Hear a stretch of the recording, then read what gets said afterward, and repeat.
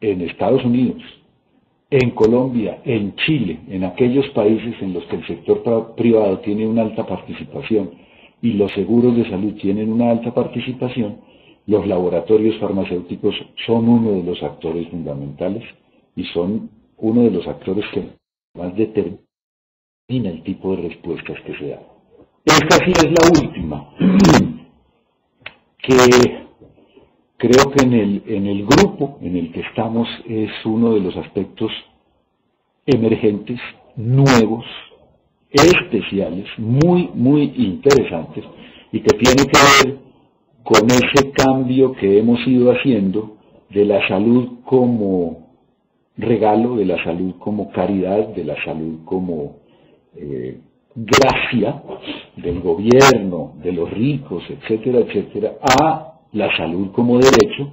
en el que yo no agradezco lo que me dieron, sino que reclamo aquello a lo que tengo derecho.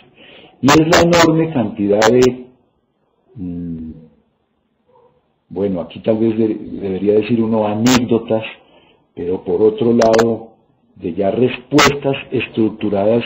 desde los sectores judiciales, desde las Cortes de Justicia, desde los tribunales supremos, cualquiera que sea el nombre que tengan las autoridades más que judiciales, constitucionales, sobre el derecho a la salud, con distintas velocidades, con distinta profundidad. En todos los países han ido apareciendo mecanismos para que las personas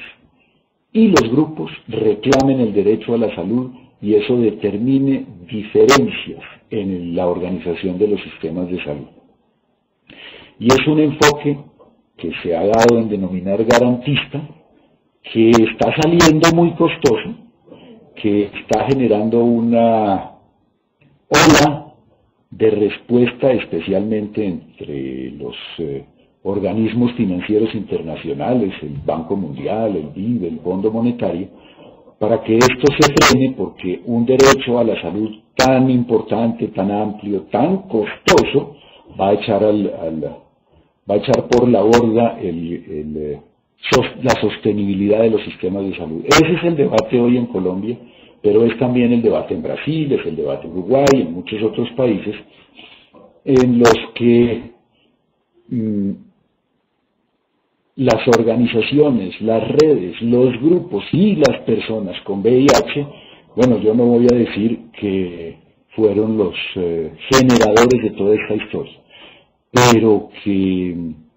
la existencia del VIH y la existencia de las organizaciones de base en VIH son responsables en una medida enorme de este movimiento hacia la defensa del derecho a la salud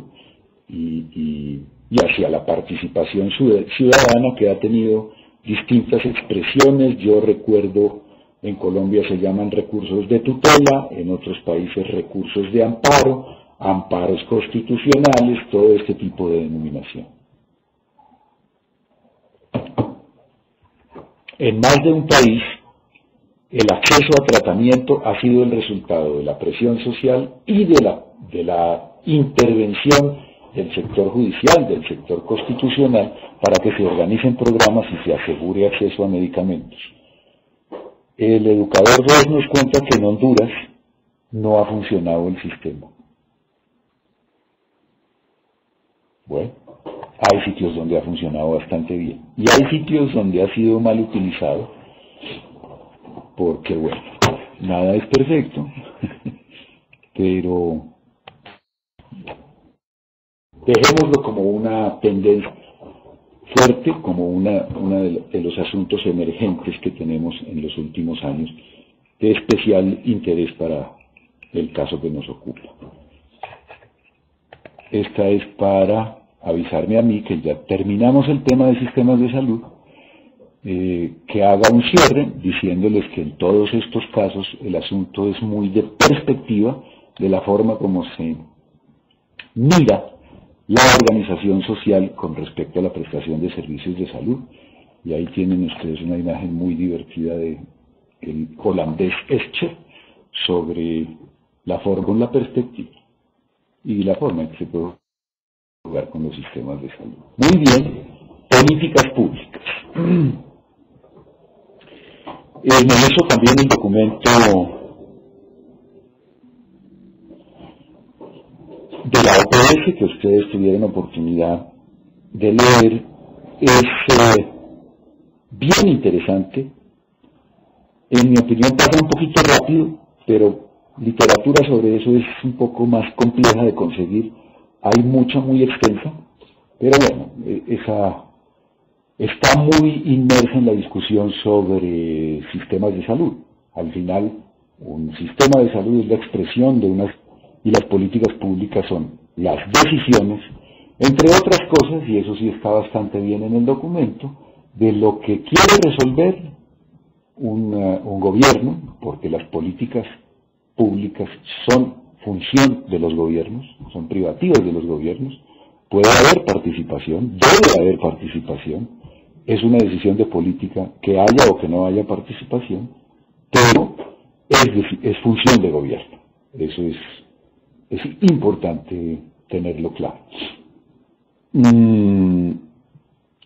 Y tal vez lo más interesante en cualquier debate sobre política pública es tomar o dejar sobre la mesa, poner sobre el tapete que una política pública se refiere a lo que se quiere ver y a lo que no se quiere ver, a lo que se decide enfrentar y a lo que se decide ignorar. Aquí es con mucho un asunto de enfoque, de punto de vista, de privilegio de una u otra manera de entender y de afrontar cualquier cosa. A ver.